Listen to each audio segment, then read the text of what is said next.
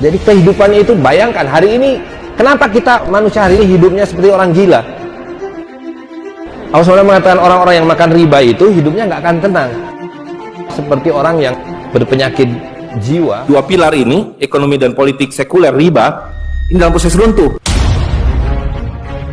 Sistem ekonomi politik yang sekarang berlaku, dua pilarnya. Pilar pertama adalah pilar politiknya, dan kedua adalah pilar ekonominya.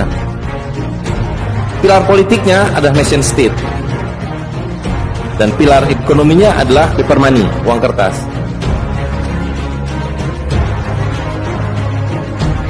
Lihat apa yang terjadi di Eropa, lihat yang di Amerika, semakin hari semakin buruk, karena ini janji Allah SWT untuk menghancurkan riba. Ini adalah awal dari runtuhnya kapitalisme.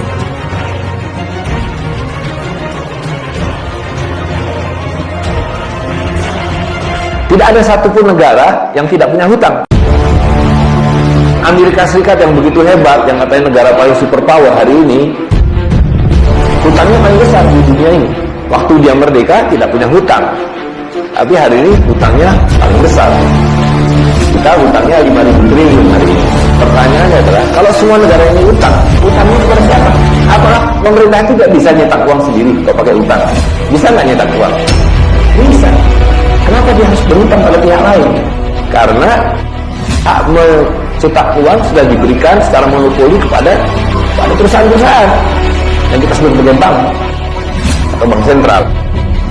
Semua negara punya hutang, dan dengan kata lain dia dikontrol oleh pemasok uang. Jadi presiden, perdana menteri itu hanya boneka.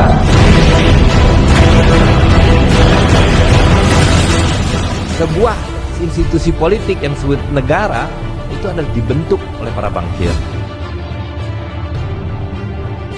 untuk memastikan bahwa dia punya nasabah yang bisa bertanggung jawab atas hutang-hutang yang diberikannya.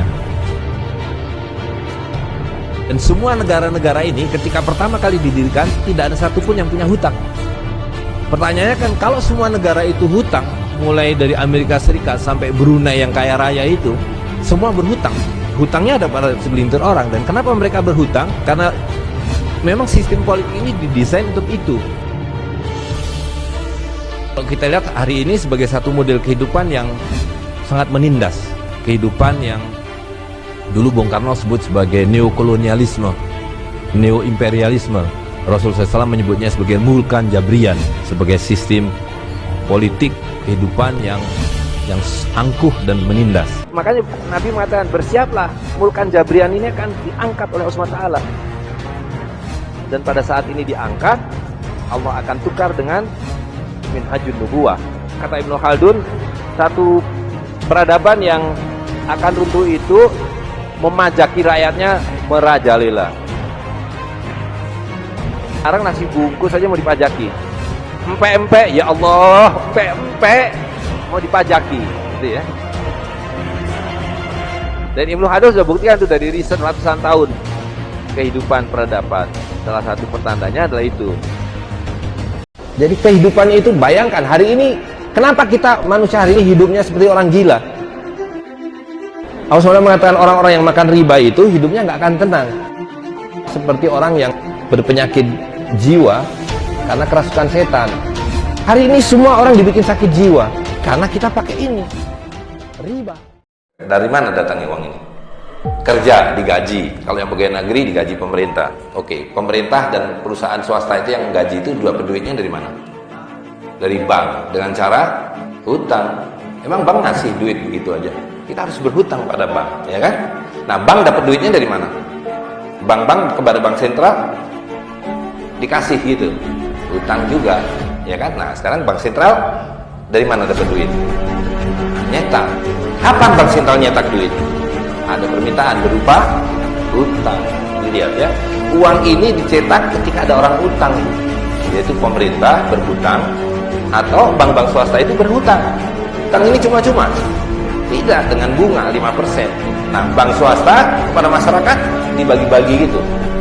Masyarakat dapat duit dari bank dengan cara hutang dengan bunga kan 15%. Jadi uang ini, Bu, yang sampai pada tangan kita ini hutang berbunga 20%. Coba pakai dinar dan dirham.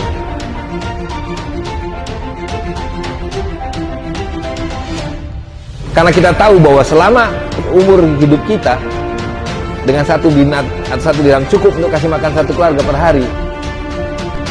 Ada nggak kira-kira kerisauan dalam hidup?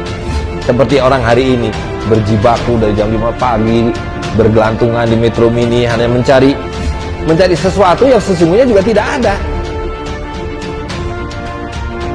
Ya, jadi kehidupan ini menjadi nervous, menjadi seperti orang gila gitu. Allah SWT mengatakan, kalau kamu berhenti makan riba, kamu akan berhenti menganiaya dan berhenti dianiaya. Nah, jadi penggunaan uang kertas ini, kita saling menganiaya. Pernah nggak hidup ini menjadi makin murah dan makin mudah selama kita hidup ini? Yang ada tambah susah, tambah mahal, tambah susah, tambah mahal. Jadi hidup itu murah dan mudah. Yang membuat mahal dan susah cuma dua. Ini saudara kembar, yaitu riba dan pajak.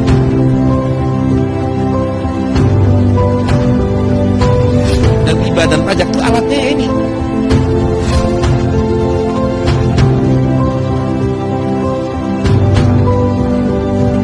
Coba kalau sampai nggak pegang ini, ya bisa dipajaki nggak? Pajaki. Ini salah satu kenapa uang kertas diciptakan supaya kita semua bisa dirampok dan dipajaki. Sekarang ini kita dilingkupi oleh lautan riba. Karena itu kita sama-sama. Kita tidak dalam posisi untuk menghakimi orang. Kita semua dalam keadaan sama kok. Dompet saya juga isinya kertas, tapi selain kertas, dompet saya isinya perak, isinya emas. Dan saya menolak untuk bertransaksi dengan rupiah kalau semua orang masih mau dengan perak, dengan emas.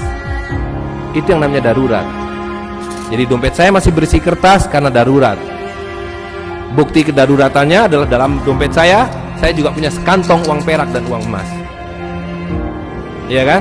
Jadi kalau saya membeli sesuatu, saya beritahu dulu, saya bayar dulu dengan perak.